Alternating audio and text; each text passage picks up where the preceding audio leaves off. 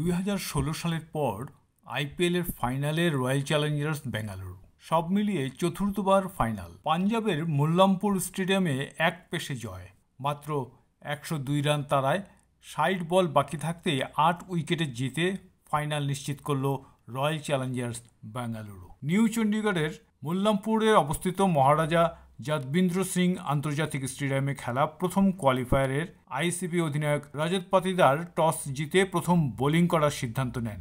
তবে এমন একটা একপেশে ম্যাচ বোধহয় কেউ আশা করেননি। আরসিবি বোলারদের দাপটে সেটাই হলো। অবিশ্বাস্য বোলিং পারফরমেন্স আরসিবির। 14.1 ওভারে 101 রানে গুটিয়ে যায় শ্রেয়াস আইয়ারের দল। মার্কাস স্টাইনিস করেন সর্বাধিক 26 রান। আজমতুল্লাহ ওমরজাই ও প্রভাশ্রী রাউন দুজনেই ব্যক্তিগত 18 রান করে সাজঘরে ফেরেন। বাকিরা কেউই 2 অঙ্কের রান পাননি।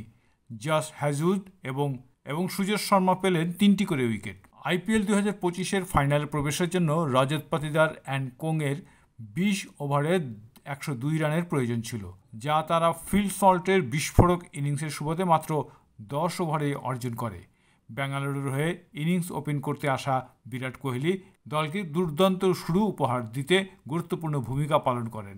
বোলিং বান্ধব পিচে বিরাট ও সল্ট প্রথম উইকেটে 20 বলে 30 রান যোগ করেন। বিরাট কোহলি 12 বলে 12 রান করে কায়েন্স জেভিন্সের শিকার হন। 3-এ নামা ময়াঙ্ক আগরওয়াল 13 বলে 19 রান করে আউট হন। ফিল সল্ট বিধ্বংসী একটা ইনিংস খেলেন। 23 বলে অর্ধশত রান পূর্ণ করা সল্ট 27 বলে 56 রান করেন, আর 8 বলে 15 রানে অপরাজিত থাকেন অধিনায়ক রজত পাটিদার।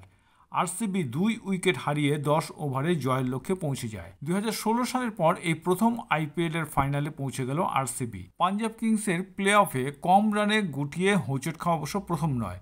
লিগ শীর্ষের থেকে প্লে অফে ওঠা পাঞ্জাব নিজেদের মাঠেই পরাস্ত হলো। শ্রেয়াস আইয়ারদের এবার খেলতে হবে 1 জুন আহমেদাবাদের দ্বিতীয় কোয়ালিফায়ারে গুজরাট বনাম মুম্বাই ম্যাচে জয়ীদের বিরুদ্ধে।